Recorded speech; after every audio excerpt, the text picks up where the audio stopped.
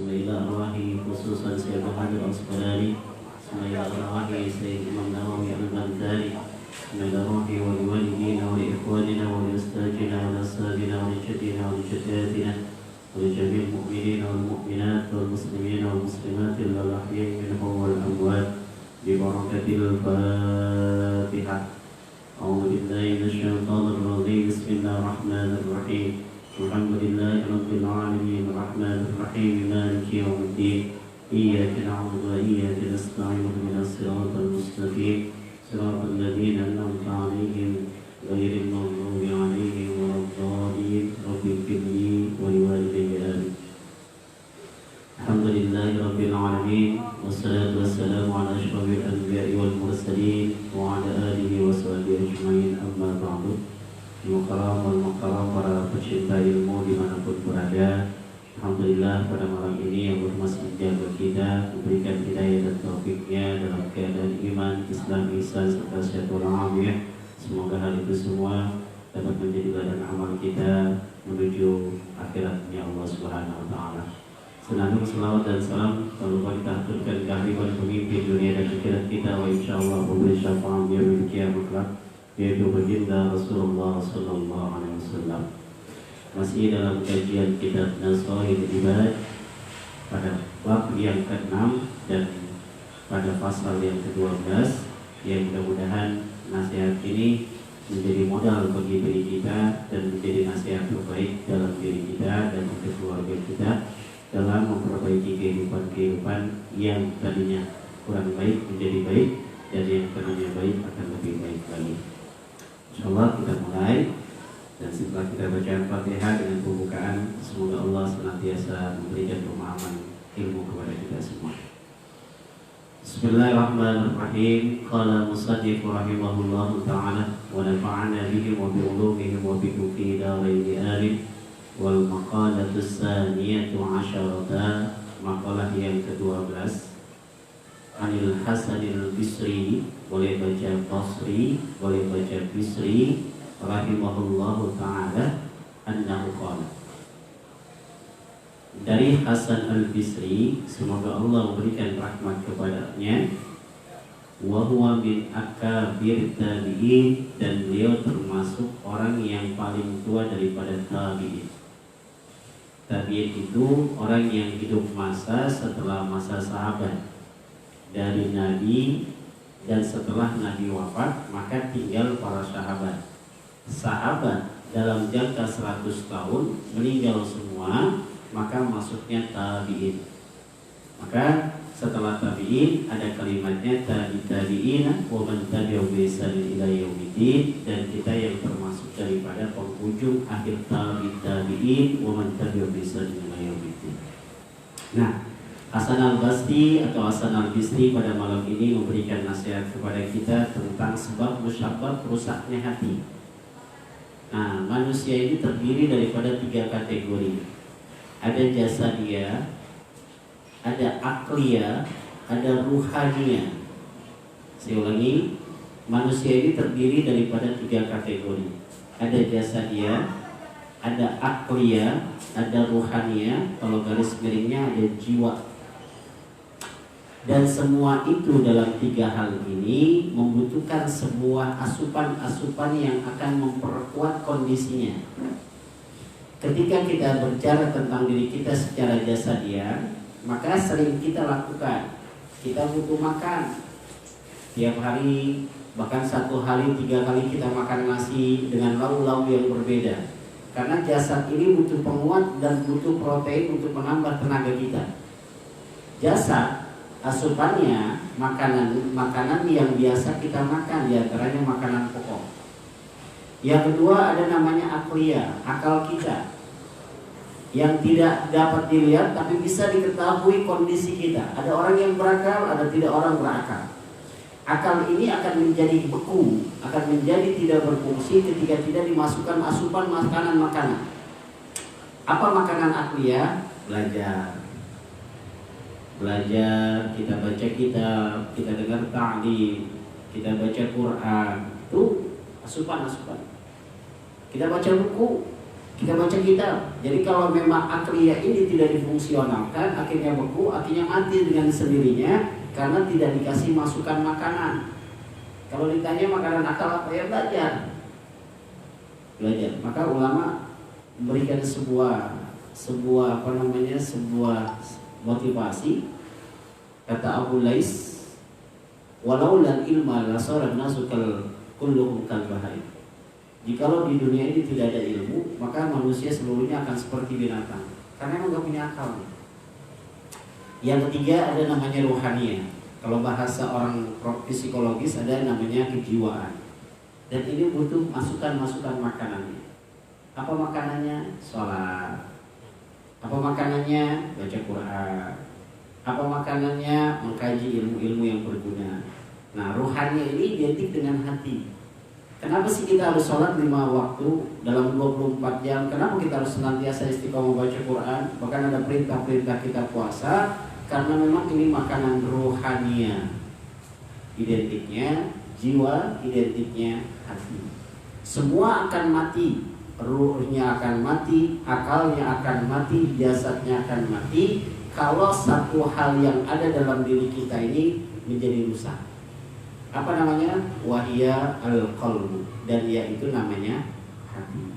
Imam Al-Bisri memberikan nasihat kepada kita pada malam ini dengan ucapannya annahu qala, beliau berpesan kepada kita, inna fasadal qulubi an syiddati asya. Sesungguhnya penyebab rusaknya hati disebabkan karena 6 sebab. Kita harus ingat, kita hafalin, jangan sampai ruh kita rusak, akal kita rusak, jasad kita rusak, gara-gara hati kita rusak. Nah, ini yang harus kita jaga. Ada orang dia terlihat baik, tapi kalau hatinya tidak baik, maka itu kan rusak dengan sendirinya ruhnya, akalnya, jasadnya semua rusak.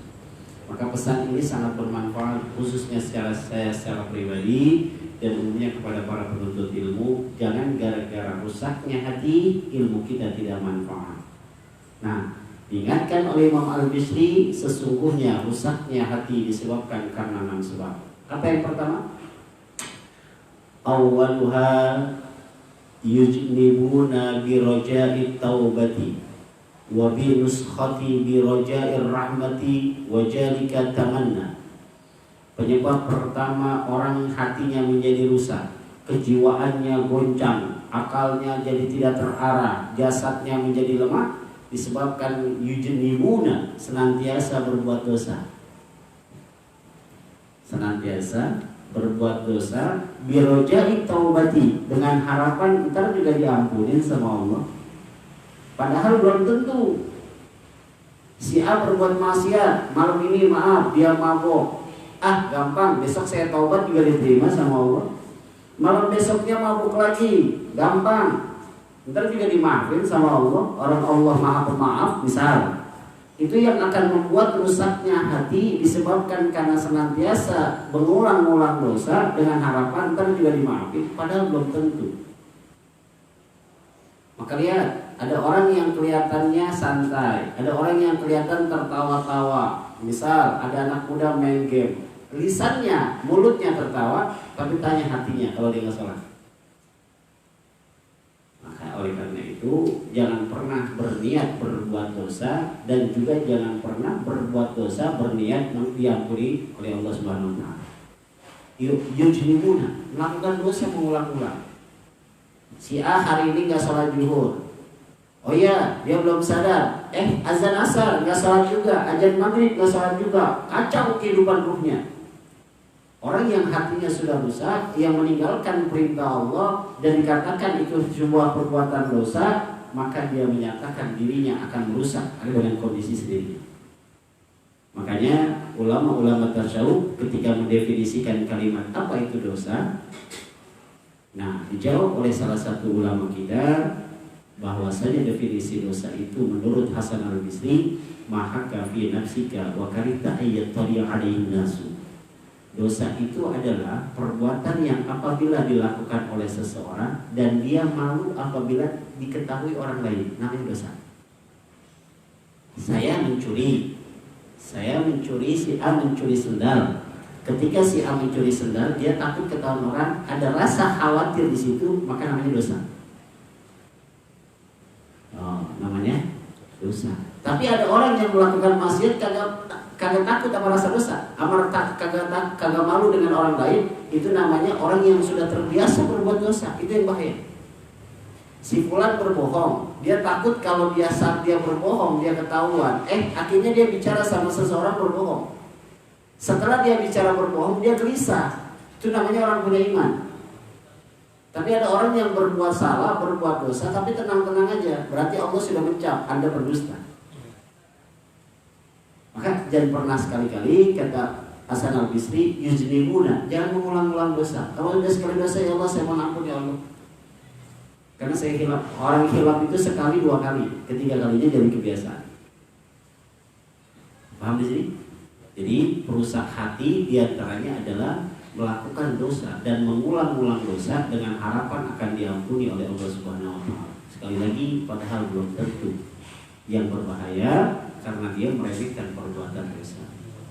Maaf bagi anak-anak muda yang dimanapun berada, ini kadang-kadang gampang meremehkan kondisi dosa.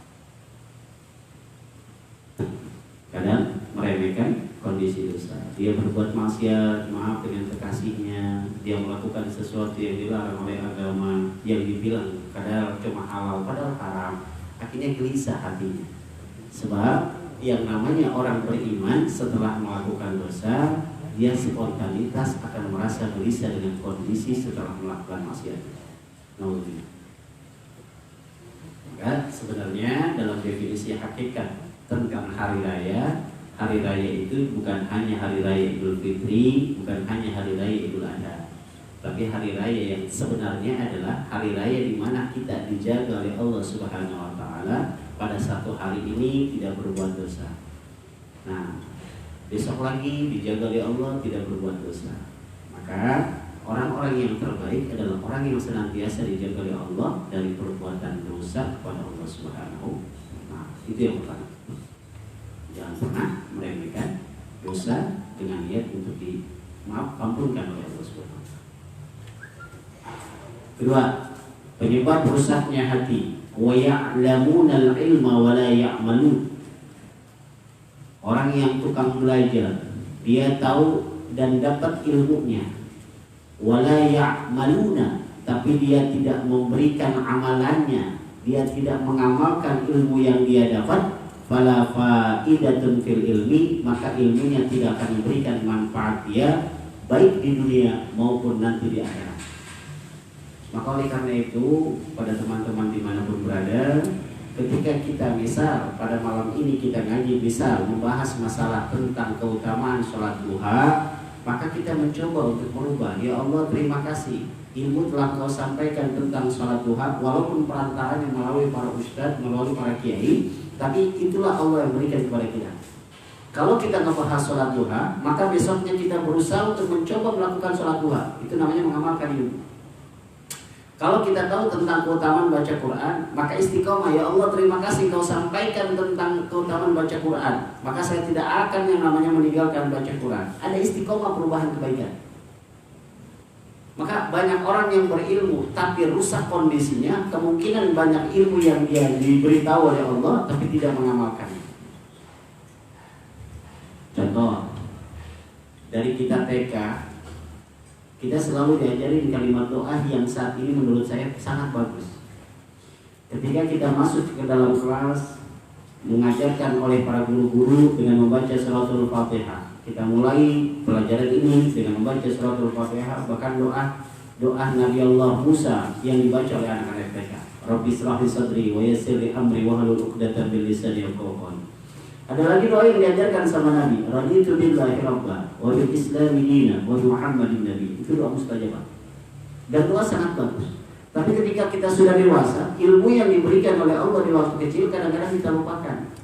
Makanya kalau orang yang jarang mengamalkan ilmunya, bahkan tidak pernah, Allah tidak akan memberikan ilmu yang baru. Dan sebaliknya, kalau ada seorang hamba Allah yang sudah belajar dan mengamalkan ilmu yang sudah diberitahu oleh Allah, maka dia akan diberikan ilmu-ilmu yang baru oleh Allah Subhanahu wa taala. Gitu. Jadi di antara merusaknya hati adalah mereka belajar ngaji di mana-mana. Ngaji di malam ini ngaji, ntar ngaji lagi, tapi ilmu yang dia dapat tidak diamalkan, maka rusak hatinya. Maka lihat banyak anak muda yang sombong. Kenapa? Cuma belajar doang kagak ngamal. Mau lagi? Apalagi yang maaf belajarnya di Google, belajarnya di YouTube, ditanya rujukannya kitabnya apa, tidak tahu. Maka kita yang diberikan pemahaman oleh Allah ini saat ini diberikan pengetahuan, yuk kita beramalkan ilmunya walaupun hanya sedikit. Misal keutamaan sholat berjamaah yang beberapa minggu lalu kita bahas, setelah Allah beritahu maka mencoba untuk senantiasa sholat berjamaah. Jadi jangan sampai Allah memberikan ilmu kepada kita tapi kita tidak mencoba untuk belajar mengamalkan ilmu yang kita dapat. Yang ketiga, ini lagi yang lebih bahaya, yang merusak hati. Yang ketiga adalah wa ija amalu la yukhlisuna. Dan apabila dia melakukan semua amalnya, dia melakukan pekerjaannya, baik pekerjaan hal non ibadah ataupun pekerjaan ibadah, la yukhlisuna, dia tidak ikhlas dalam mengerjakannya. Apa itu ikhlas? Definisian ikhlas itu adalah tidak mengharapkan apapun kecuali hanya untuk Allah Subhanahu wa taala. Makanya kalau kita mengkaji tentang bacaan doa iftitah, ada deklarasi seorang hamba kepada Allah Subhanahu wa taala di kalimatnya innas sholati wa nusuki, atau innas sholati wa nusuki wa mahyaya wa mamati lillahi rabbil alamin. Ya Allah, sesungguhnya salatku, wa nusuki, dan amalan-amalan ibadahku, dan hidupku serta matiku hanya untuk Allah Subhanahu wa ta'ala. Jadi mencoba untuk menjadi yang ikhlas kepada Allah Subhanahu wa ta'ala, tidak mengharapkan pujian dari hamba Allah. Jadi kalau antum nanti beribadah dan ada yang memuji merasa bangga, berarti ada yang rusak di hati. Sebaliknya, kalau antum melakukan kebaikan dan ada yang menghina kita, ada yang mencoba mencaci maki kita, memfitnah, menghibah kita, marah, berarti ada yang salah di hati kita. Yang salah bukan mereka, yang salah di hati kita. Itu yang harus kita paham. Kalau ada orang yang menghina kita, kita marah, berarti belum ikhlas. Ada yang memuji kita, kita bangga, berarti belum ikhlas. Makanya mau sholat, mau begini, lillahi ta'ala aja. Pujian, hinaan bukan yang kita harapkan. Yang kita harapkan hanya lillahi ta'ala. Padahal hampir setiap sholat kita punya deklarasi. Sesungguhnya sholatku, ya Allah, kalau saya rajin sholat, ada yang menghina saya tidak akan marah. Ada yang memuji saya tidak akan bangga. Sebab tidak mempengaruhi amaliyah kita. Malah na'udzubillah, kalau nanti kita dipuji merasa bangga, kata iblis, ini kesempatan saya buat menggoda si fulan. Hancurkan dia ya Allah dengan kesombongannya. Nah, orang yang tenang-tenang aja ya nggak marah. Nah, di sini dikasih kuncinya. Wa min du'ail Imam Ahmad bin Hanbal radhiyallahu anhu. Dan dari hal tentang agar amalan kita ikhlas, maka Imam Ahmad bin Hanbal, muridnya Imam Asy-Syafi'i radhiyallahu anhu, mengajarkan doa kepada kita, ya dalilal khiyar, ya Allah yang maha memberikan jalan yang baik, dullani ala tariqis shalihin, tunjukkanlah kepadaku jalan-jalan orang yang benar, waj'alni min ibadikal mukhlasin, dan jadikanlah aku daripada hamba-hambamu yang ikhlas dalam segala perbuatan.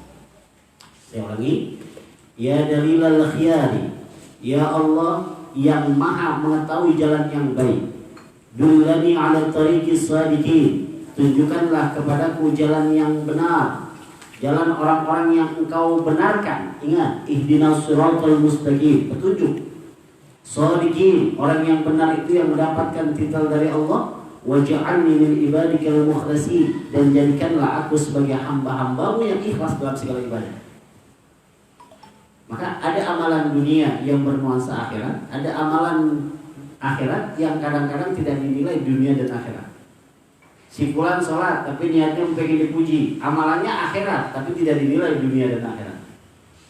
Tapi ada amalan dunia yang bernuansa akhirat. Kita makan untuk niatnya ibadah kepada Allah, makanya dihitung dengan nilai akhirat. Dengan tujuan apa? Lillahi ta'ala. Semuanya lillah. Coba lihat, antum puasa, nawaitu shauma qadin. Gitu kan? Puasa, ada pada sahih Ramadan haji salati lillahi ta'ala. Usalli fardhu risai. Arba rakaatin mustaqbilal kiblati adaan lillahi ta'ala. Semuanya lillah. Tapi kadang-kadang ucapan kita dengan prakteknya jauh berbeda. Niatnya lillah, tapi ketika ada yang dipuji, Allah memuji kita dengan pujian, merasa bangga. Hati-hati itu. Ya. Maka mohonlah kepada Allah, ya dalilal khiyar, dullani ala tariqis shalihin, waj'alni min ibadikal mukhlasin. Ya Allah, yang berikan jalan yang baik, tunjukkanlah aku jalan-jalan orang yang benar, dan jadikanlah aku sebagai hamba-hamba-Mu yang ikhlas. Itu yang ketiga, penyebab rusaknya hati disebabkan karena mengamalkan dan beribadah apapun bentuk dalam amaliyahnya, la yukhlisu, tidak ikhlas karena Allah Subhanahu wa ta'ala. Yang keempat, yang menyebabkan rusaknya hati, wa ya'kuluna rizqallahi wa la yashkurun. Mereka banyak memakan rezeki dari Allah tapi tidak banyak bersyukur kepada Allah Subhanahu wa ta'ala.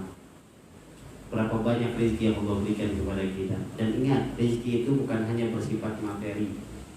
Ketika si fulan dapat duit, katanya dapat rezeki. Belum tentu. Mata kita masih bisa melek rezeki, tangan kita masih bisa bergerak rezeki.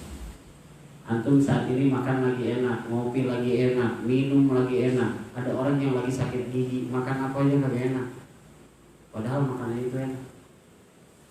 Jadi jangan mendefinisikan bahwa rezeki itu hanya berbentuk materi. Misal ada orang rumahnya bagus, mobilnya banyak, rezeki dia banyak, belum tentu. Siapa tahu di dalamnya ada orang yang lagi sakit, ada orang yang duitnya banyak tapi letaknya di rumah sakit. Mendingan kita rezeki. Maka kalau kita banyak memakan daripada pintu-pintu rezeki Allah, la yashkurun, maka jangan sampai kita menjadi hamba yang tidak bersyukur. Harus berusaha bersyukur. Bagaimana cara mengungkapkan rasa syukur? Sebelum makan, bismillahirrahmanirrahim. Bahkan kita diajarkan Allahumma barik lana fima razaqtana wa qina adzabannar. Di antara rasa syukur yang paling kecil tingkatannya, habis makan, habis minum, habis melakukan semua hal aktivitas dengan mengucapkan alhamdulillah. Itu ungkapan yang paling kecil, alhamdulillah. Nah, ada lagi rasa syukur kita diantaranya perbanyak sholat. Dengan kita memperbanyak sholat, maka sebagai ungkapan rasa syukur. Ini hadis dari Nabi SAW ketika ditanya oleh Siti Aisyah radhiyallahu anha, ya Rasulullah, kenapa engkau sholat sampai betismu bengkak? Padahal engkau adalah manusia yang akan dijamin masuk surga dan tidak akan pernah berbuat dosa. Jawaban Nabi, afala akunu 'abdan syakura. Alangkah baiknya saya menjadi hamba yang bersyukur, sebab sholat itu bagian dari rasa ungkapan syukur dari seorang hamba kepada Allah Subhanahu wa ta'ala. Nah, yuk bersyukur. Makanya ketika sholat, assalamualaikum warahmatullahi, assalamualaikum warahmatullahi, yang dibaca bukan istighfar, alhamdulillah. Maka saya punya jeda. Kalau kebetulan saya menjadi imam, ketika saya salam, saya tidak akan langsung mengucapkan kalimat istighfar, kecuali saya ucapkan alhamdulillah. Saya diam sejenak karena banyak makmum saya yang belum salam ke kiri. Baru setelah beberapa detik saya baru mengucapkan astagfirullahaladzim, astagfirullahaladzim. Kenapa? Yuk bersyukur. Bersyukur. Jangan sampai kita banyak setiap hari diberikan rezeki oleh Allah, maka tapi tidak ada rasa syukur. Makanya dalam penafsirannya, fi halatihi, dalam kondisinya yang namanya bersyukur, fasyukru ijra'ul a'dai fi mardatillah. Yang namanya syukur itu gerakan anggota badan mengharapkan ridhanya Allah Subhanahu wa ta'ala. Terus wa ijra'ul amwali fiha, dan kalau diperbanyak harta dia sedekahin. Itu bukan rasa syukur. Antum mendapat rezeki jangan hanya cerita tapi tidak bersedekah. Maka maaf, banyak orang, khususnya orang-orang yang si A, si B, si C, yang misalnya dapat gusuran, habis jual tanah, dia hanya berpikir beli lagi rumahnya, beli lagi ke sini, tapi lupa untuk bersyukur dengan sedekah. Lihat kehidupannya. Karena syukur itu mahal. Dalam Al-Quran selalu Allah sebutkan qalilan ma tashkurun, sedikit sekali hambaku yang bersyukur. Lupa. Bahkan dalam surah Ibrahim ayat ke-7, wa istajana rabbukum la in syakartum la zidannakum wa la in kafartum inna 'adzabi lasyadid. Kalau Anda bersyukur saya tambahin iman antum. Tapi kalau Anda kufur hati-hati. Ajab saya sangat pedih. Udah dikasih ini tapi tidak mau bersyukur. Yuk, mudah-mudahan kita senantiasa diberikan oleh Allah dengan rasa sifat syukur. Dan apakah ada doa Nabi yang dia mengajarkan kita tentang doa bersyukur? Ada. Allahumma ij'alni syakura waj'alni sabura. Ya Allah, jadikanlah kami sebagai hamba-Mu yang bersyukur. Jadikanlah kami sebagai hamba yang bersabar. Sabar, syukur, sabar. Syukur, sabar. Ingat, sabar dulu baru sabar. Syukur dulu baru sabar. Yang kelima, sebab rusaknya hati setelah memakan rezeki Allah tapi tidak bersyukur. Wa ma yardawna bi qismatillah. Ada orang yang hatinya rusak disebabkan karena tidak rela dengan pemberian dari Allah Subhanahu wa taala. Baik bagian keluarganya, dirinya, istrinya, anaknya. Jadi kalau jadi orang-orang yang dalam kesulitan, ketika kita bersyukur Allah dapatkan pahala. Dapatkan pahala. Kita lagi sakit, ya Allah terima kasih. Mungkin sakit ini akan menjadi penghapus dosa saya, ya Allah. Ya Allah, kepala saya pusing, mudah-mudahan dengan pusingnya ini bukan sebab karena dosa saya. Mudah-mudahan dengan penyebab pusingnya ini Allah ampuni dosa-dosa saya. Jadi dengan banyaknya bersyukur, Allah pun akan cinta pada hambanya. Dan orang yang memberikan dan merasa, dan Allah yang memberikan hambanya dengan merasa si hambanya bersyukur dan redha terhadap pembagiannya, maka dia termasuk orang-orang yang menjaga hatinya agar tidak rusak. Makanya kalimat Nabi kepada sahabat yang bernama Sa'labah, ketika Sa'labah minta didoakan kepada Nabi tentang menjadi orang kaya, jawaban Nabi, irda bima qasamallahu wa la takun 'abdan nas. Wahai Sa'labah, redalah engkau kepada pemberian Allah, maka engkau akan menjadi orang paling kaya. Kadang-kadang kita ngeluh, kebanyakan kita ngeluh. Ini yang bahaya. Sholatnya jarang, ibadahnya jarang, dikasih musibah malah. Kemungkinan dengan musibah itu sebagai ungkapan rasa terima kasihnya kita kepada Allah tanpa kita harus meminta. Jadi apapun yang diberikan oleh Allah kepada orang beriman merupakan bagian pahala untuk hambanya itu sendiri. Dengan satu syarat, dia bersyukur gak? Dia sabar gak? Tapi kalau dia tidak, kemungkinan akan ditambahkan untuk bisa direalisasikan oleh Allah Subhanahu wa taala. Yuk, jangan merusak hati kita disebabkan karena kita tidak rela dengan pembagian Allah Subhanahu wa taala. Yang terakhir, yang keenam, penyebab rusaknya hati ini yang kita takutin. Kita harus paham ini, dipenjelaskan oleh Hasan al-Basri, wa yakfinuna mautahum wa la ya'tadirun. Banyak orang yang ngikut nguburin orang yang meninggal, saudaranya yang meninggal. Banyak orang yang pas saudaranya meninggal dia nyelawat. Banyak orang yang pas saudaranya meninggal dalam kondisi sakaratul maut dia sudah ada di adat, mau tahu, dan akhirnya saudara itu yang tadi sakaratul maut dia meninggal, walayak tabiruna, tapi tidak pernah bisa mengambil pelajaran. Ini yang salah. Berapa kali pada semasa hidup kita ini kita sudah nyelawat ke tempat saudara-saudara kita yang meninggal duluan. Berapa kali kita sudah nganterin saudara kita ke kuburan. Berapa kali kita saat ini sudah nyolatin saudara-saudara kita yang meninggal duluan. Walayat tabirun. Kalau dia tidak bisa mengambil pelajaran dari saudaranya yang meninggal, maka hatinya akan sakit, akan rusak. Maka ada orang-orang yang terbaik. Ada orang terbaik. Siapa mereka yang terbaik ketika dia lagi kondisinya mah takjiah, kalau dalam bahasa fikih takjiah, kalau dalam bahasa kampung nyelawat. Orang yang namanya nyelawat bukannya dia memperbincangkan satu pertanyaan tentang si mayit. Ini yang harus kita pahami. Kita bedakan antara orang ngaji dengan orang tidak ngaji. Misal, si fulan datang untuk takjiah ke rumah si jenazah, bertemu dengan keluarganya, pertanyaannya pasti nggak bakalan jauh. Sebab apa dia meninggal? Kenapa dia meninggal? Berapa lama dia sakit? Itu pertanyaan-pertanyaan yang nggak perlu menurut saya. Jadi kunci kita ketika kita takjiah bukan mempertanyakan kondisi si mayit yang sudah meninggal. Yang kita pertanyakan adalah pada diri kita sendiri. Ya Allah, ini saya datang bertakjiah kepada saudara saya. dan kita bersyukur melihat dia meninggal ketahuan ada di rumah. Meninggalnya di rumah, dibacain Yasin, orang kumpul datang, siap buat nyolatin. Maka saya bersedih, ya Allah, di manakah nanti saya meninggal, ya Allah? Sedang apa saya meninggal, ya Allah? Itu orang terhebat namanya. Kedua, ketika orang ngantar kuburan, maaf, ini menyalahi aturan kadang-kadang. Ada yang nguburin serius banget tukang kuburannya, yang lain pada ketawa, yang lain pada bercanda, yang lain pada ngomong sembarangan di atas kuburan. Maka maaf, saya kalau datang yang namanya nyelawat, ya kalau mengantar orang jenazah kubur itu datangnya belakangan.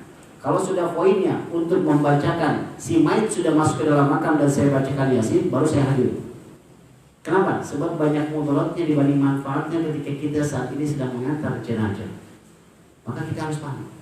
Nah, ketika jenazah masuk ke dalam makam, ke dalam liang lahat, itu yang harus kita panggil pelajaran. Ya Allah, hari ini saudara saya masuk ke dalam makam, ke dalam kuburan. Besok saya, ya Allah.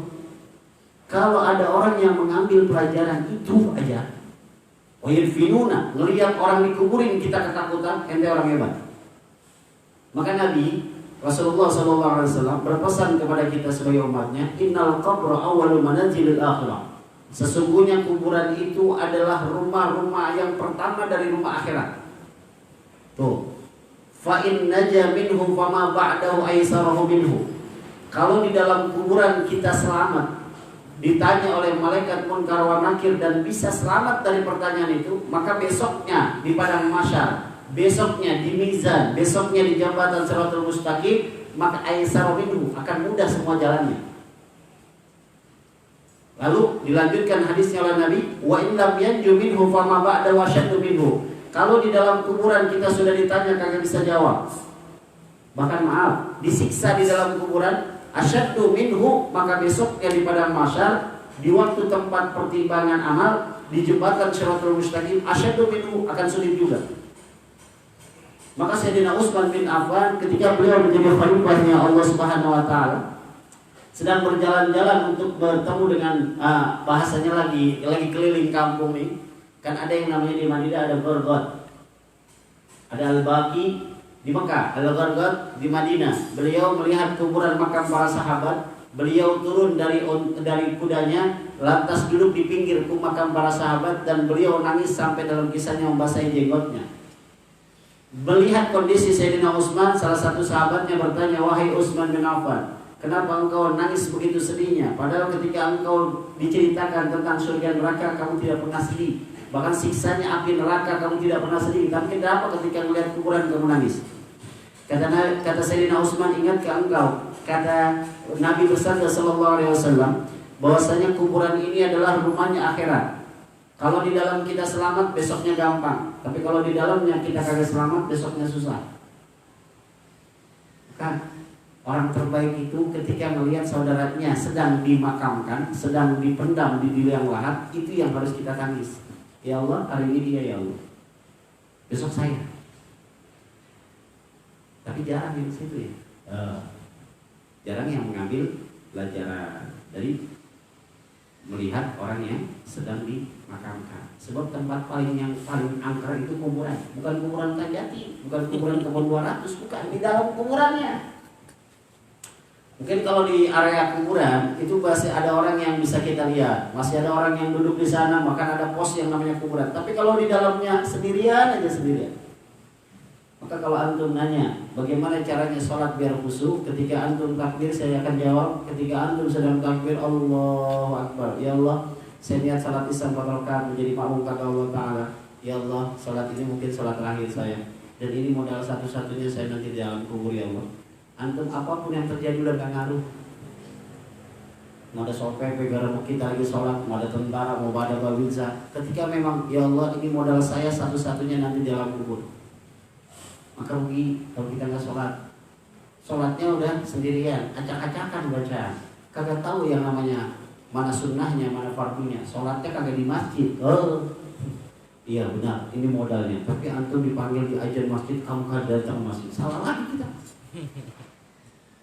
Maka sekali lagi tempat yang paling angker di permukaan tanah itu adalah kuburan. Coba bayangin, ada orang kaya bangga banget dengan mobilnya punya 5, rumahnya bagus. Ketika masuk kuburan kagak ada yang dibawa juga.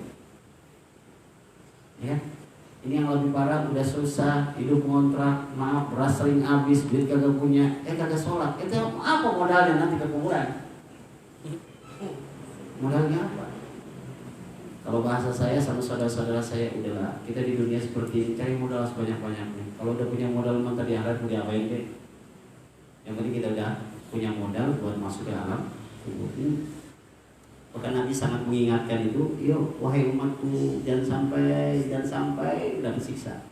Maka kalau antum perhatikan ketika saya baca doa, terus saya jadi imam, Allahumma inna na'udzubika min adzabi jahannam. Ya Allah, sesungguhnya kami berlindung dari neraka jahanam. Jangan sampai.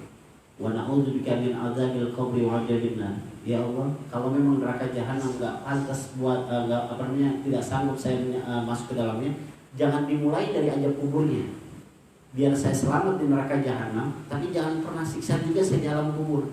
Wajah di jahanam itu tingkatan yang paling bahaya. Wajah bil qabri, ini saya takut ya Allah. Wajah binar, apalagi saya masuk neraka lagi ya Allah. Maka Nabi sering memberikan sebuah motivasi, wahai umatku, yuk sering baca berdoa, jangan sampai engkau masuk ke dalam neraka. Memohonlah engkau kepada Allah dengan takutnya seramnya neraka.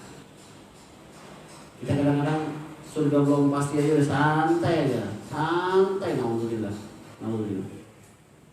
Padahal tempat yang paling takut adalah, yang paling seram adalah kuburan. Bukan di atasnya, tapi di dalam. Ini dia. Rawahu Tirmizi wa Ibnu Majah wal Hakim wa rawahu anna sallallahu alaihi wasallam qala. Diriwayatkan dari bahwasanya Nabi sallallahu alaihi wasallam, diriwayatkan dari beliau juga Nabi bersabda. Yuk, kita belajar jadi orang yang tuntunan Nabi ketika mendengar saudara kita meninggal. Inna lil mauti fada'an. Sesungguhnya dalam kematian itu faja'an, ada rasa ketakutan. Faja'an, kalau khaufun, kalau takut khauf, saya pengen pulang. Di situ ada pohon angker. Lantas saya kagak berani lewatin di temulat pohon itu, saya jalan muter, namanya khauf, cuma takut sebentar. Tapi kalau faja'an, takutnya itu benar-benar takut, sangat takut. Yang tidak bisa ada penolongnya, yang tidak ada jalan lain kecuali tempat di situ, namanya faja'an. Maka sesungguhnya kematian itu faja'an, sangat menakutkan. Faija'ata ahadakum wafatu akhihi, maka apabila kamu datang kepada saudara kamu yang saat itu sudah menjadi mayit, dilawat nih. Faija'ata ahadakum wafatu akhihi, dan apabila kamu datang ta'jiyah kepada saudaramu yang wafat, falyaqul, maka katakanlah. Ada yang mengatakan saat dengar, ada yang mengatakan saat sampai ke tempat ta'jiyah, inna lillahi wa inna ilaihi rajiun. Dengerin kalimat doanya. Inna lillahi wa inna ilaihi rajiun. Wa inna ila rabbina lamunqalibun. Allahumma aktubhu indaka fil muhsinina waj'al kitabahu fi illiyina wakhlub 'aqabahu fil akharina. Allahumma la tahrimna 'adrahu wa la taftinna ba'dahu. Biar paham, saya jelaskan dulu. Kalau kita mendengar saudara kita, inna lillahi wa inna ilaihi rajiun, si fulan meninggal dunia, atau kita lagi di sini bersama di masjid, tiba-tiba ada tamu datang minjem ambulan, kita bertanya siapa yang meninggal, Pak Haji itu.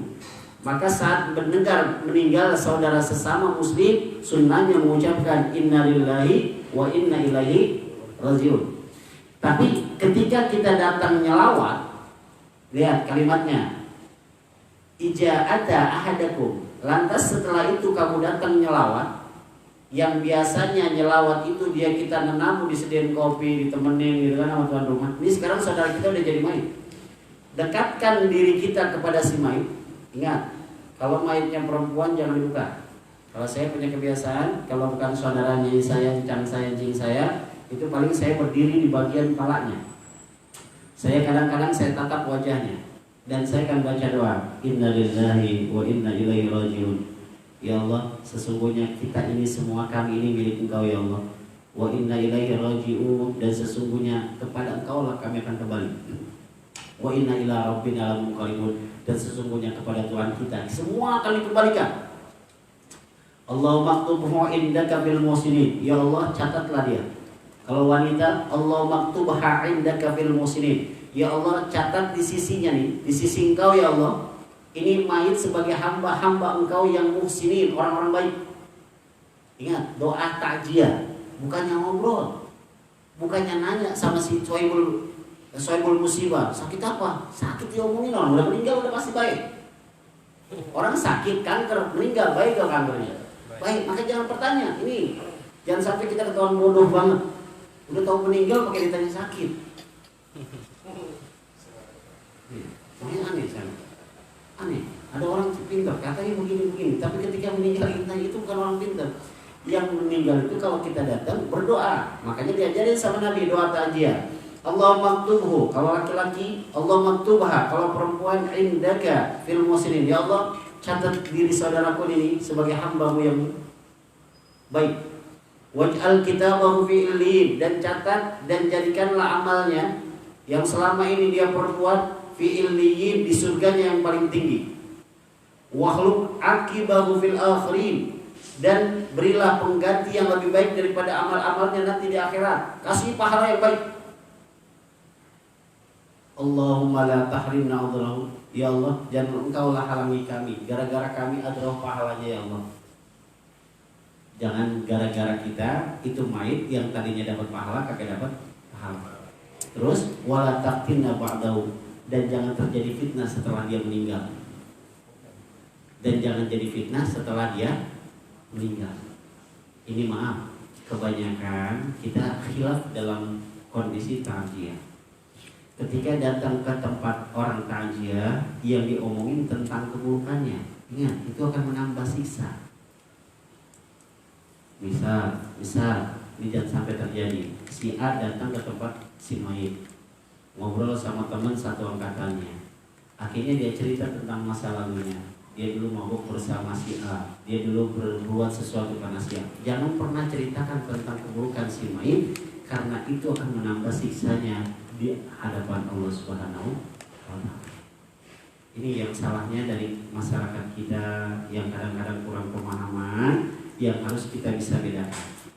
Maka kalau kita orang yang tukang ngaji, jangan banyak ngobrol ke tempat orang yang sedang meninggal. Makanya kalau saya membiasakan diri, saya datang, saya temui keluarganya, apa yang membuat Anda bingung?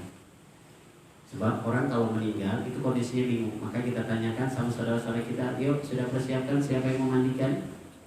Gimana nanti papannya buat liang lahat? Lantas bagaimana nanti di mana nanti disolatkannya? Itu yang harus kita tanya. Sebab orang yang namanya dalam Sohibul musibah, dalam kondisi orang meninggal, keluarganya juga kebingungan. Jarang orang yang tenang, jarang. Maka ketika kita yang lagi nyelawat, jangan menyakitkan kondisi keluarganya. Ditanya lagi, ntar ada yang datang yang nanya lagi, datang lagi, nanya lagi. Pertanyaannya sama, sakit apa, berapa lama? Gak usah. Kita yang orang-orang yang paham, gak usah nanya-nanya kayak gitu. Itu khawatir membuat sakitnya si keluarganya. Apalagi yang meninggal seorang suami, lantas yang ditinggal istri, terus dengan 2 anak, istrinya jadi janda, anaknya jadi yatim. Yuk, kita harus paham ya. Lantas hadis yang selanjutnya dari Nabi SAW, man sami'a bi mauti muslimin fada'a lahu bi khairin kataballahu lahu adra man 'ada hayyan wasayya'ahu mayitan. Siapa orang yang mendengar tentang kematian saudara muslimnya, lalu dia berdoa tentang kebaikan, bi khairin, doanya baik. Ya Allah, jadikan dia sebagai hamba-hamba-Mu yang terbaik nanti di akhirat. Doanya baik. Kata Allah lahu adra, maka atas dirinya yang berdoa, kita yang berdoa diberikan pahala oleh Allah. Man 'ada hayyan, yang seperti orang yang waktu si mayit itu hidup. Kalau dia sebagai alim ulama, dia sebagai kiai, kita mendoakan kebaikan buat dia, itu pahala dia juga sebanding dengan pahala doa kita. Maka sekali lagi, jangan sembarangan ketika kita bertilawat. Terus sawasayya'ahu mayitan, dan ada orang yang sering mengantar jenazah, kita nggak sempat buat mengantar jenazah, pahalanya kan besar tuh. Karena kita tidak dalam kondisi waktu lengkap, maka Allah akan berikan pahala buat kita cuma gara-gara mendoakan kebaikan si mayit. Gitu. Jadi kalau kita kagak sempat datang ke tempat tadi, bahagia dengan saudara kita dalam kondisi yang sudah meninggal, kita doakan, itu pun sudah merupakan kebaikan buat diri kita. Nah, 6 hal ini yang bisa merusak hati, maka jangan sampai terjadi pada diri kita. 1, meremehkan dosa. 2, tidak mengamalkan ilmu setelah Allah beri. 3, tidak ikhlas dalam berbuat segala amal ibadah. Yang 4, jarang bersyukur dan mungkin kita tidak sebagai hamba yang bersyukur, ini pun merusak. Yang 5, tidak rela, tidak ikhlas dengan pemberian Allah Subhanahu wa taala, baik kenikmatan maupun kesulitan ataupun musibah. Yang 6, yang dapat merusak hati, tidak bisa mengambil pelajaran dari saudara-saudara muslim kita yang meninggal duluan. 6 hal ini kita jaga, hati kita akan bisa ternetralisir. Maka maaf, hati ini sangat rentan dengan hal-hal yang sensitif. Maka kalau siapa orang yang bisa menjaga hati, maka tidak akan mampu orang yang dapat menyakiti. Tapi kalau orang nggak bisa menjaga hati, sedikit pun akan selalu tergores. Maka rusaknya hati, semuanya kondisi jasad kita, akal kita, ruh kita down. Karena setirnya ada, motivatornya ada di hati. Hasan Al-Bisri memberikan nasihat 6 hal ini, mudah-mudahan bermanfaat buat khususnya secara pribadi dan umumnya para teman-teman semua, dan mudah-mudahan Allah menjaga kita semuanya dalam kebaikan dan ketaatan kepada Allah Subhanahu wa taala. Subhanakallahumma wa bihamdika asyhadu an la ilaha illa anta astaghfiruka wa atubu ilaik. Sallallahu alaihi wa sallam rahmanir rahim. Allahumma shalli wa sallim wa karim ala sayyidina Muhammad wa ala ali sayyidina Muhammad. Allahumma anfa'na bima 'allamtana wa zidna 'ilman yanfa'una.